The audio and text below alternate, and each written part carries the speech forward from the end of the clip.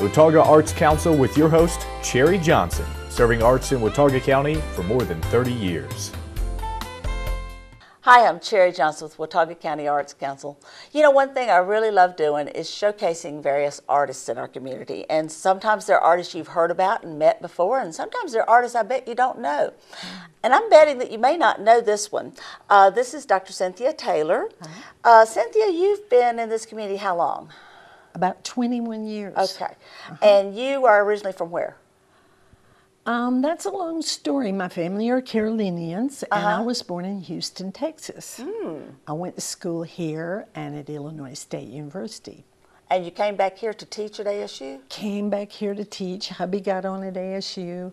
I couldn't get a job selling money, so I taught everywhere I could teach and finally ended up my career at ASU teaching illustration. Okay, now let's back up and talk about your degrees and why your doctorate is in what? My doctorate is in art education, and it has a specialization for helping people that have physical limitations. Okay, so all of your life, or most of your career at least, you've been focused on helping people be artists in different ways. Yeah. And yes, I've been focused mainly on helping people, kids learn how to go out and teach art to others. So it was an art education background. That's cool. Now, you yourself are an artist, and you've always been an artist, I would imagine. Yes. Since you were yay high, or what? Yes, with Crayolas.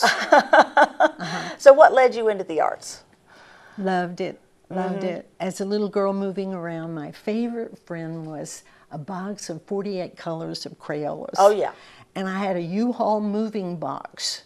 And I could go sit out in the moving box, and with my Crayolas, I could sketch my own house.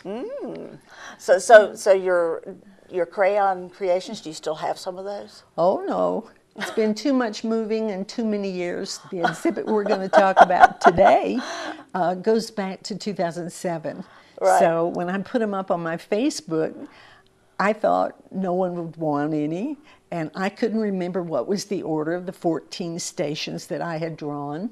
And so I had to go back and get one of the little booklets that we used let's back up on this a little. me. Okay, now, you as a practicing artist have been going to a local church, United Methodist Church, been United Methodist, and one of the ministers at the United Methodist approached you with a project. Yes. Tell me about that. Okay, it was a young man named Reverend A.J. Thomas. And he came to me one day and he said, Cynthia, or Cindy, instead of Dr. Taylor. And he said, Cynthia, I want you to do some big pictures for us for church on the 14 Stations of the Cross. And I said, okay, what are the 14 Stations of the Cross? Being a Protestant, you didn't know. No, being a Protestant, I didn't know. And he said, there's a whole exhibit over at this Episcopal church in this place called Valley Cruces. I said, yeah. So they had the 14 Stations of the Cross done by Noyes Long hanging there on permanent exhibition. AJ's idea was that we put up an exhibit once a year on Good Friday for our people in the community to see. And it's become a tradition every year that we only take this exhibit out once a year. So Cynthia's the one that created the exhibit that's at Boone United Methodist. It will be available at that point on that day. Yes. And so, do you know the date?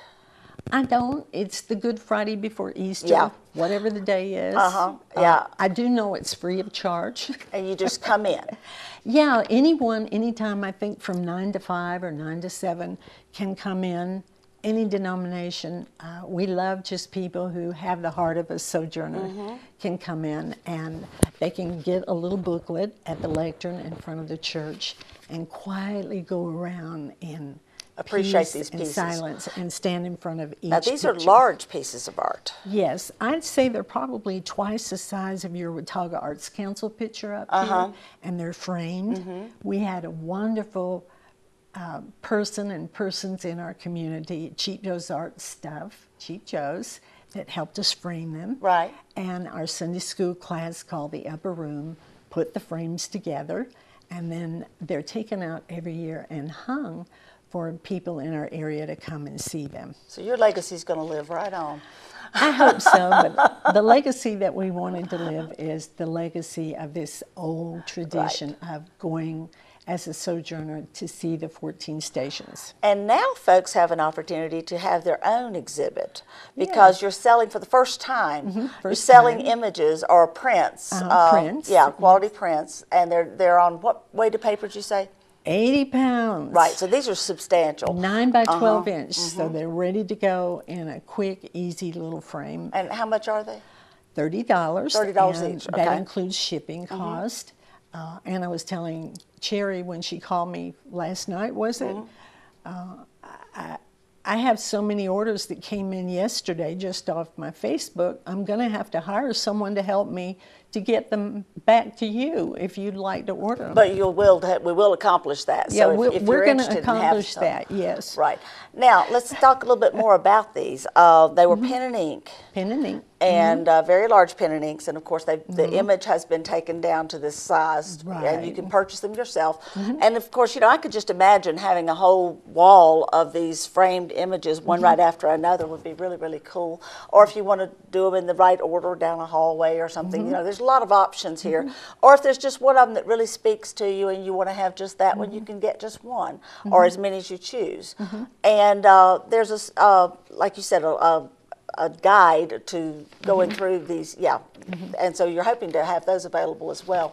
Cherry asked me, was I going to put these in with the reproductions? And I said, yes, that's a good idea, Cherry. Yeah.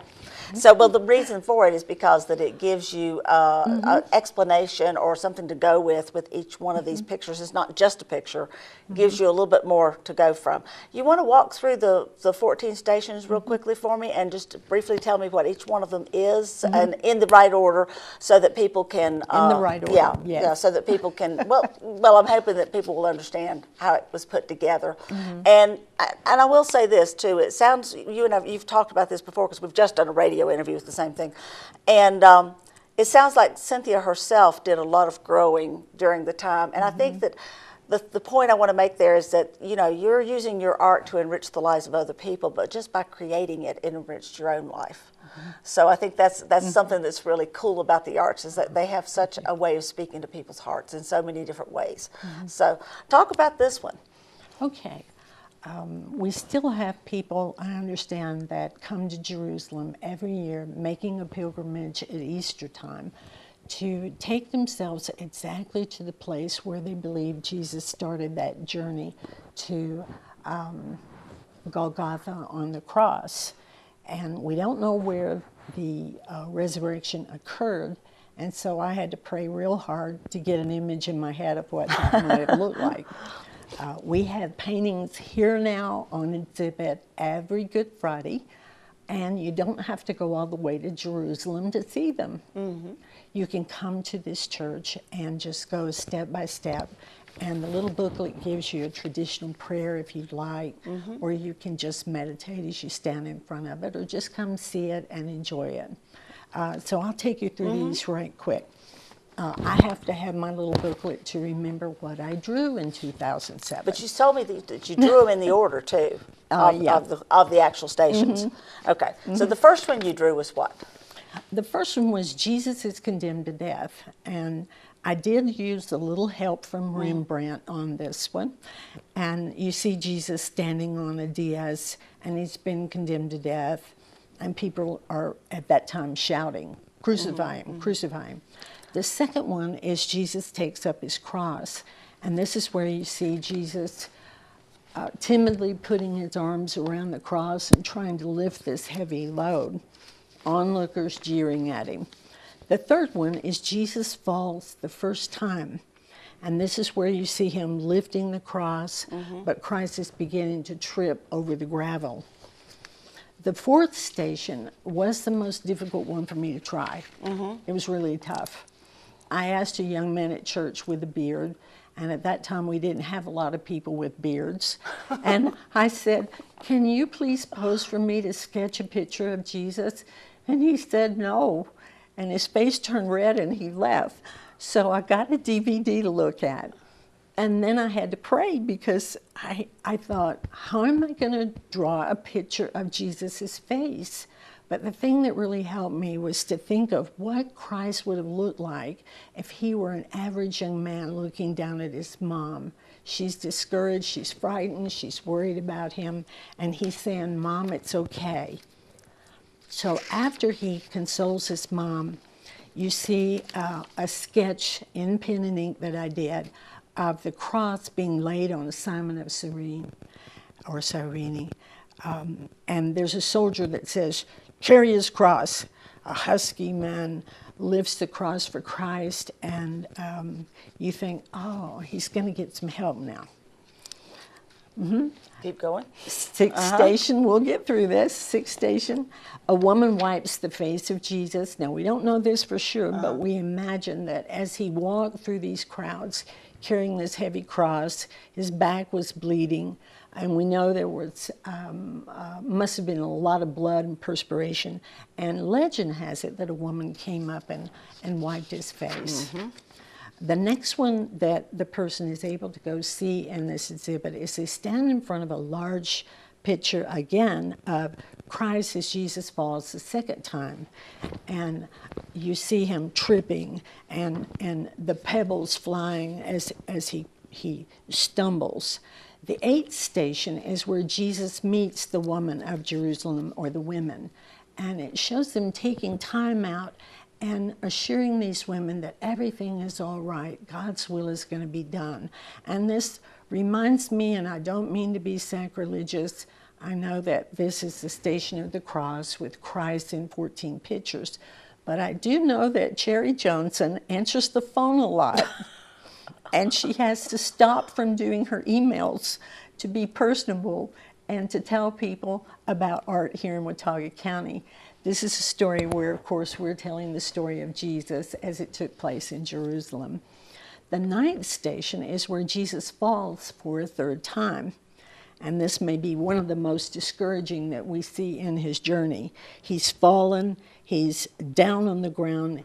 Christ doesn't know whether he can lift that cross up, but the cross is lifted up, and unfortunately it was lifted up with an image of Jesus. He's stripped of his garments. I had to pray before that one so that I would have some sort of insight in how to depict Christ on the cross. So I saw him hanging there, Cherry, with just light surrounding him. And that was the 10th image, right?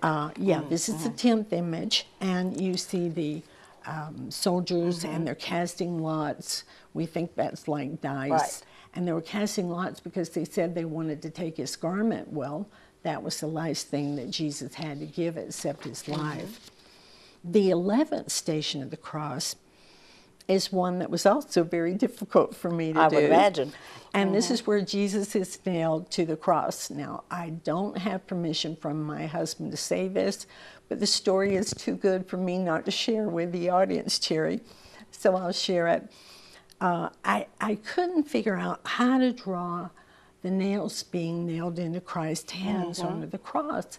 And so I said, honey, would you mind posing for me for Christ getting the nails into his cross? And I need someone with strong arms nailing those nails into the cross.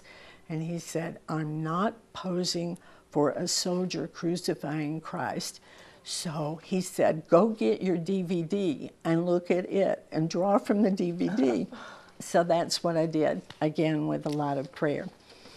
The last one, the 12th one that we'll talk about is probably the saddest and the most reverent. A tradition has it that when a sojourner sees this last one, that it's that last eve where he's hanging on the cross and Christ says, my God, why hast thou forsaken me? Now, the exhibit that we show here in Boone at United Methodist, we put a kneeling bench in front of this large pen and ink, and the sojourner can kneel and say a word of prayer at this very austere time. This is also the time in all our churches where we hang black veils around the church in honor of that horrible time there. He doesn't stay on the cross, and in the 10th station you do see The 13th station. Yeah, excuse me, is that the 13th station? Yes. Yeah, okay. You're going to help me on that. That's the 13th station. And once again, I did go to a very well-known sculpture, and I used Michelangelo's Madonna and Child, where she's holding the dead body of Christ. The most beautiful thing, I think, of all of it is our hope for Easter, our hope that things are going to get better, that we have a newness of life, that we can try again, and that's what we all celebrate is Easter. Easter eggs are great, but the hope that Christ did arise from the grave is there. And for this one, it was easy to do because all I needed to do was figure out what that stone might have looked like when it was rolled away from the tomb of Christ. And I was able to draw the face of a woman who would have loved Christ, Mary Magdalene. As I drew her, I made Mary Magdalene looking away, and I have a sunrise up above the sunset, and snuck in a little bit of our mountains behind that tomb, and you see the sun rising, so that you have an image of a scene with hope. She's turning and she's saying, "They've taken my Lord," and she's running back to the apostles to tell them to come and look at this with her. And when you look at it, that's the miracle of the resurrection. And I think all of us in our lives want to find a miracle in our life, that we're going to have hope after something really bad happens to us. So you've taken these images that people have been appreciating for the last several years, and then you've turned them into purchasable size of these, so that everyone can have their own copies if they want. Now, the reason you're doing this, though, isn't just because you want to sell them. It's because you have a purpose for this money. Tell us about that. Okay. I'm newly retired. I've worked with people who have visual impairments for over 30 years now. And I love to go out in our community and help someone that's just been diagnosed with macular degeneration or glaucoma, and they don't know what to do. There may not be a cure for it. A lot of the modern things that are being worked on now haven't been perfected, and they really don't have hope also, just like a lot of us didn't have hope in our lives, and we saw this in Christ's life. So I said, how am I going to make enough money for gas money to keep going out and helping these folks? And I know that for years, you, Cherry, have worked to help artists have enough money to do their art. Absolutely. So this was the case where I wanted to have enough money to take the best art materials out, just like Cheap Joe's helped us get art materials to do this, and work with that person to maximize the use of their eyes that they still had left. Right. Needed a little gas money. So I thought if I sell these on Facebook, my friends will send in some gas money, and I'll have fun, and everybody will have a little exhibit that they could put up on their office walls, their church, or in their home. And I got so many orders, I'm going to have to get someone to help me to get these mailed out to you guys. But the purchase money is going to be used so that you can help people who have sight problems use the arts, which is kind of an interesting, you know, it is possible to do that. As a matter of fact, I saw, and I'm sort of changing the subject here just a hair, but I saw a video recently of a blind man who does these magnificent paintings. So it's not, you don't have to have perfect vision to do the arts. You don't have to have a perfect body to do the arts. That's what you have spent your career working on, is helping people to expand their world with the arts in different ways, despite anything going on in their lives. Because you said you did it for special populations, right? Yeah. I was able to do that in hospitals and nursing homes. That's cool. In Illinois, where I went after I got my first degree here in art education. And so I went outside of Chicago and was able to get a chance to work with people there in a larger population.